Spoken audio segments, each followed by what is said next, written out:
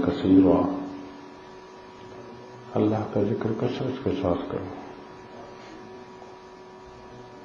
اس آیت مبارکہ میں ایک تو ذکر کا حکم دیا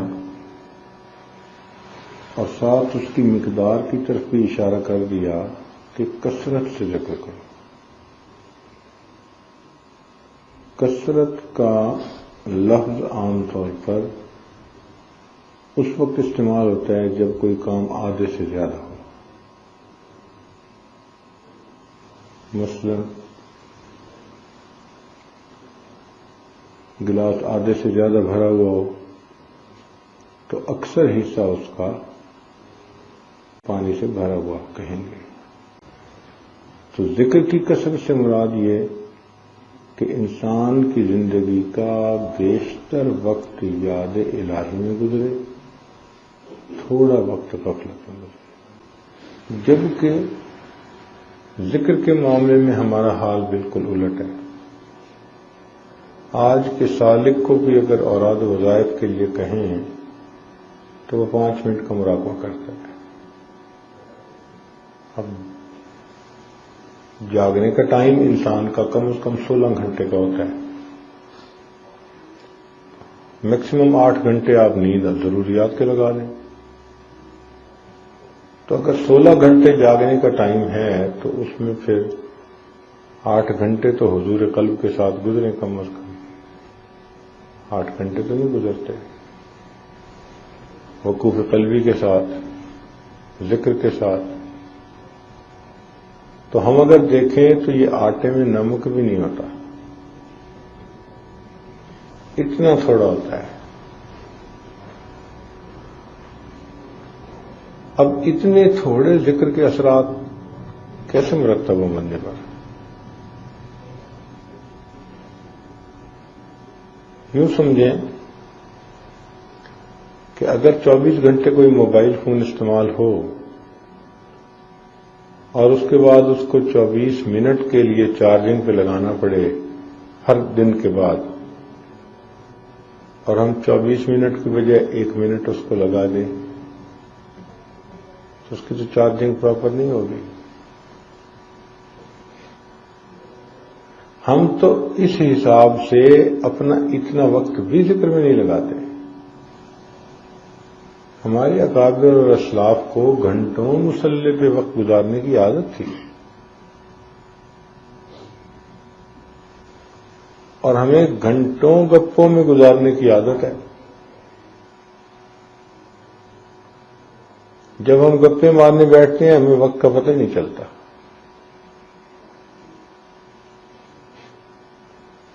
آپ اگر غور کریں، لاہور کراچی کے ماحول میں عشاء سے لے کے 12 بجے تک کا وقت تو ویسے ہی جاگنے میں گزر جاتا ہے۔ 12 بجے کے بعد سیریس ہوتے ہیں کہ اب سونے کی تیاری شروع کر دیں گے۔ کوئی 12 بجے سویا، کوئی 1 بجے سویا۔ ایسی فیملیز بھی ہیں جو 2 بجے 3 بجے سوتی ہیں۔ اب اس فیملی میں ایک بندہ بھی اٹھ کے فجر پڑھنے والا مشکل سے ہوتا ہے، قسمت سے کوئی ہوا تو ہوا، ورنہ فجر ہی نہیں پڑتا۔ اور جن کے مزاج بگڑے ہوئے ہیں اور دنیا ہی کے طالب ہیں اور آخرت کی طرف ان کا دھیان ہی نہیں، وہ لوگ 3 بجے 4 بجے سونے کے عادی۔ 3 بجے 4 بجے جب تہجد کے مانگنے کا وقت ہوتا ہے وہ ان کے سونے کا وقت شروع ہو جاتا ہے۔ اللہ تعالیٰ کیسے محروم کر دیتا ہے اس برکت والے وقت سے، ان کو جاگنے بھی نہیں دیتا۔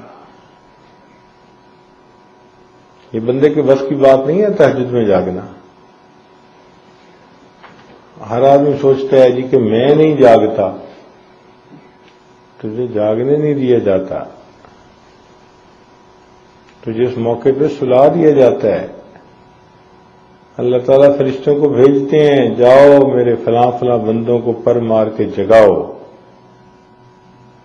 اور جاؤ فلاں فلاں بندے مجھے ناپسند ہیں، ان کے سر پہ پہرا دو، ان کی آنکھ نہ کھلنے پائے۔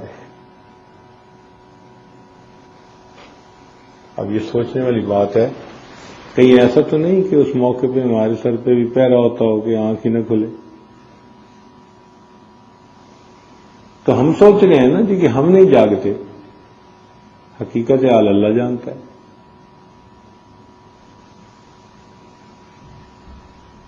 یہ تو ایسے ہی ہے کہ ایک بندہ سوچے میں نہیں جاگتا، اور ایک سوچنے کا یہ بھی انداز ہے کہ یہ مقبول بندوں کے اٹھنے کا وقت ہے، اللہ تعالیٰ اس وقت میں میری شکل ہی نہیں دیکھنا چاہتے۔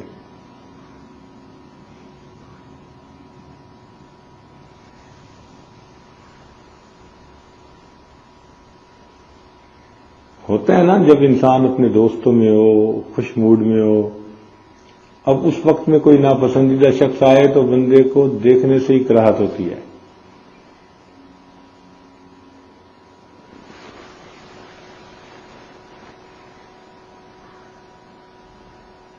ہم نے دیکھا شادی بیاہ کے موقع پر نوجوان بچے، تو جی آج ہم ساری رات جاگیں گے جی، ہم نے جی فیصلہ کر دیا ہم ساری رات جاگیں گے۔ وہ ساری رات جاگنے کا عزم کرنے والے جہاں رات کے 3 بجے سب سوئے موئے پڑے ہوتے ہیں،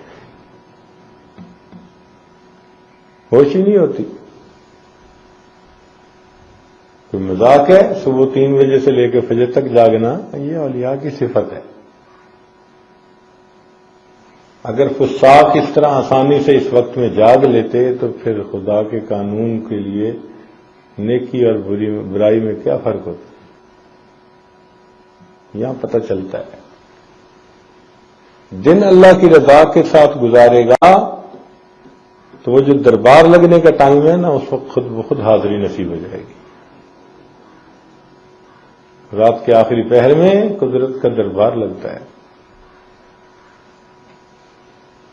حدیث پاک میں آتا ہے اللہ تعالیٰ کی رحمت آسمان دنیا پہ نزول کرتی ہے۔ ایک فرشتہ ندا دیتا ہے هل من سائل فأعطي له، ہے کوئی سوال کرنے والا جس کو عطا کر دیا جائے۔ یہ 1 ونڈو آپریشن، کائنات کا 1 ونڈو آپریشن، یہ 1 ونڈو کھل جاتی ہے کوئی اپلیکیشن فارورڈ کرنے والا؟ آؤ بھائی تمہاری اپلیکیشن پروسیس کر دی جائے، اور تمہیں اپروول دی جاتی ہے، اور اپلیکیشن دینے والے بستر پہ پڑے ہوتے ہیں، ہوش ہی نہیں ہوتی۔ ارے حج کی درخواستوں کا ٹائم گزر جائے تو وہ کوئی قبول نہیں کرتا کہ جی ٹائم گزر گیا۔ تو جب یہ وقت ہم گزار بیٹھے تو صبح اٹھ کے ہم پھر کہیں یا اللہ یا اللہ یا اللہ، ٹائم تو ہم نے گزار دیا، ہم نے تو ونڈو کھولی تھی، ہم نے تو اناؤنسمنٹ بھی کروائی تھی۔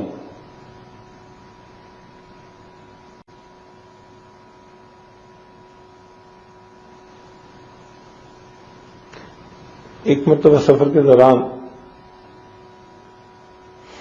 ایک ایئرپورٹ پر مسافروں کی بہت زیادہ بھیڑ تھی، سیکورٹی چیک بھی بہت آج کل ٹائم لیتے ہیں۔ ہم لوگ اپنی فلائٹ سے 2 گھنٹے پہلے چیک ان ہو چکے، جب سیکورٹی لائن میں آئے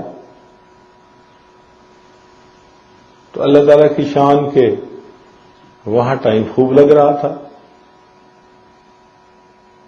ہم سے پہلے ایک امریکن لڑکی تھی، اس کو انہوں نے کہا کہ جی ہم آپ کے سارے بیگ چیک کریں گے، ہینڈ بیگیج۔ وہ اڑ گئی کہ جی میرا اتنا مشکل سے پیک ہوا سامان ہے میں تو نہیں کھولتی۔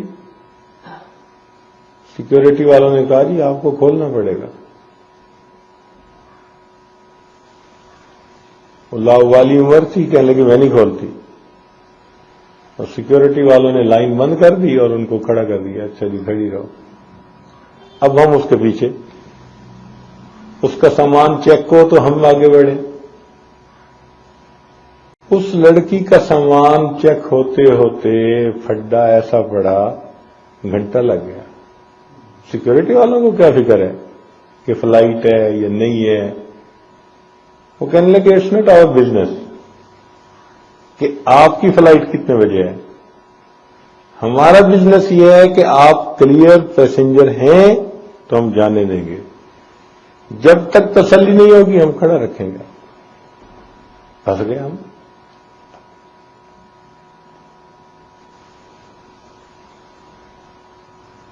نتیجہ کیا نکلا کہ ادھر ہماری فلائٹ اناؤنس ہو رہی ہے، حتیٰ کہ جی انہوں نے نام اناؤنس کرنے شروع کر دیے کہ پیسنجر فلاں، پیسنجر فلاں، پیسنجر فلاں. یہ سارے کے سارے جلدی سے دروازے پر پہنچ جائیں، فلائٹ جا رہی ہے. اب ہم سن بھی رہے ہیں لیکن آگے بڑھ بھی نہیں سکتے کہ قدم رکے ہوئے. جب انہوں نے ہمیں کلیئر کیا تو ہمارے سامنے اناؤنسمنٹ ہوئی کہ دس از لاسٹ کال فار پیسنجر فلاں اینڈ فلاں، آ جاؤ. اب ہم سیکورٹی چیک میں سے گزرے اور ہم نے سامان اپنا ریٹا، ہم بھاگے بھاگے جو گئے تو اس ونڈو پر پہنچنے سے پہلے جو لڑکی وہاں کھڑی تھی اس نے پیپر پہ سائن کر کے فلائٹ کلوز کر کے ان کو پکڑا دی تھی، اور انہوں نے آگے کیپٹن کو وہ پیپر دے کے دروازے بند کر دیے. اب فلائٹ کا یہ قانون ہے کہ ایک دفعہ اس کو کلوز کر دینا تو پھر جلدی ری اوپن نہیں ہوتی. 1 منٹ کا مشکل سے فرق پڑا ہوگا، بلکہ مجھے تو لگتا ہے کہ جب اس نے سائن کیے ہوں گے تو ہم اس کی نظر کے سامنے ہی ہوں گے. اتنا ہی فاصلہ ہوگا، چند قدم کا. جیسے ہی اس پر پہنچے ہم تو میں نے اسے کہا جی کہ میں آ چکا ہوں. انہوں نے کہا جی سوری.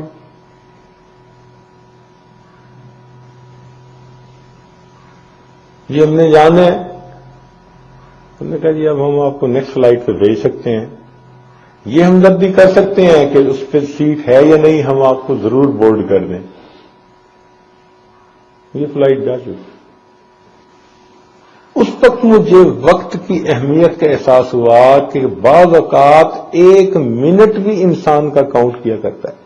1 منٹ. اس نے کہا ایم ویری سوری، میں بہت افسوس کرتی ہوں کہ وداؤٹ اینی پرابلم اور آپ کی مسٹیک کے آپ کو فلائٹ سے آف لوڈ ہونا پڑا، یا آپ فلائٹ نہ، اب سامان ہمارا اس پہ جا رہا ہے. چیک ان تو ہو چکا تھا، ہم پیچھے کھڑے. 1 منٹ کی تاخیر نے ہمیں فلائٹ پہ نہیں جانے دیا. میں اس دن بیٹھ کے سوچتا رہا، یا اللہ یہ دنیا کے معاملات ہیں تو 1 منٹ کی تاخیر، ہم حاضر نہیں ہوئے اپنے وقت پہ، we never showed up in time, اور انہوں نے ہمیں جواب دے دیا اے مالک تیری اناؤنسمنٹ ہر رات ہوتی ہے، حل من سائل فاعطی علی، آتا ہی کوئی نہیں. مصلی کے قریب ہی نہیں آتے،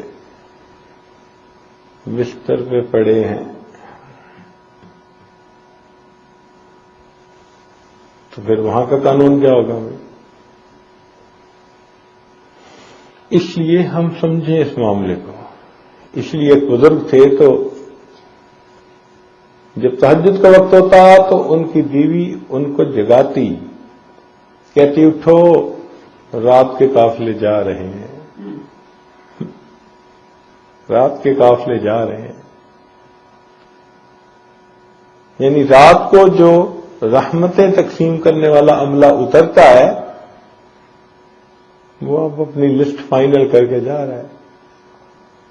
اب یہ 1 ونڈو آپریشن پھر نیکسٹ نائٹ کھلے گا.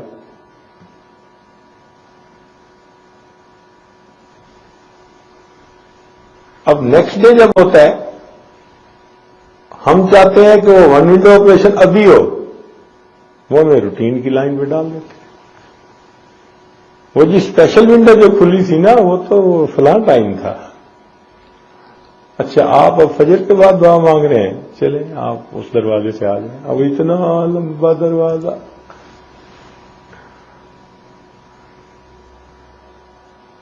اتنا سا فرق ہے ہماری زندگی میں اور اولیاء کی زندگی میں۔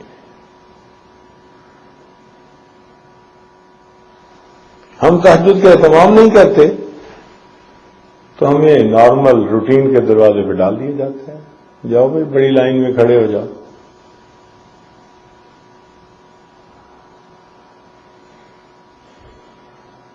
ایک مرتبہ ہم نے اس ملک میں جانا تھا، تو اس ملک کا ایک بڑا اہم آدمی تھا، اس نے لیٹر بھی لکھا تھا انویٹیشن کا۔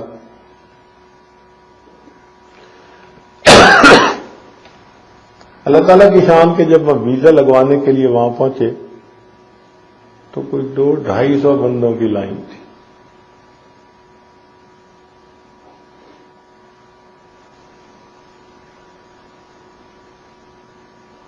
ہم بڑے پریشان کہ یا اللہ، یہ 250 بندے جو اپنا کام مکمل کریں گے تو ہمیں تو شیشہ ہو جائے گی۔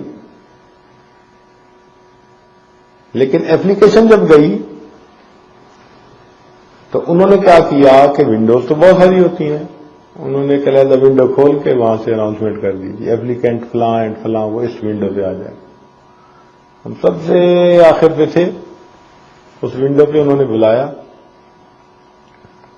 ڈاکومنٹ تو وہ دیکھ ہی چکے تھے، انہوں نے اتنی بات کی جی اپنا پاسپورٹ دے دیں۔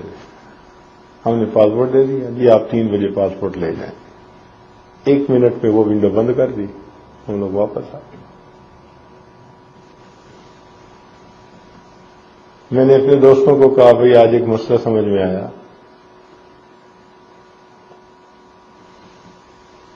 یہی تہجد میں پڑھنے والے میں اور نہ پڑھنے والے میں فرق ہوتا ہے کہ تہجد پڑھنے والے کے لیے وہ 1 ونڈو آپریشن، آؤ مصلی میں اسی وقت تمہارا پاسپورٹ لے کے تمہیں ویزا دے دیں گے، جاؤ 1 منٹ میں فارغ۔ اور اگر دن کے عام اوقات میں اٹھ کے آؤ گے، اچھا بھائی 200 بندوں کے پیچھے جا کے کھڑے ہو جاؤ، یہ 200 تم سے پہلے آئے ہیں، پہلے ان کی سنیں گے بعد میں تمہاری سنیں گے۔ تو ہم تہجد کے وقت کی اہمیت کو پہچانیں۔ دنیا کا کوئی ایسا ولی نہیں کہ تہجد کی پابندی کے بغیر اسے ولایت کا مقام مل گیا۔ من طلب العلا سحر اللیالی، بلندیاں جو چاہے گا اسے راتوں کو جاگنا ہوگا۔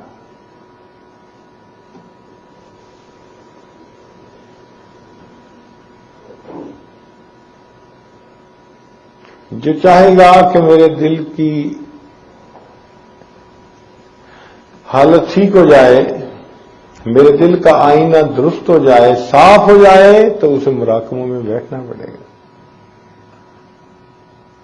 آج کل کے سالکین چاہتے ہیں کہ مراقبے بھی پیر کرے، دعائیں بھی پیر کرے، اور سارا کچھ پیر کرے اور کام ہمارا سنبھلے۔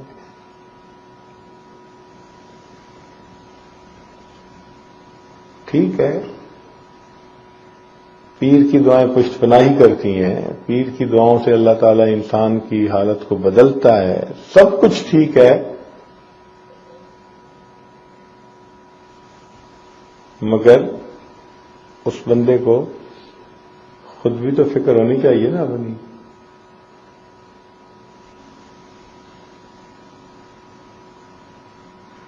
ہر معاملے میں تو سائیں سست گواہ چست، یوں تو نہیں نا ہوتا۔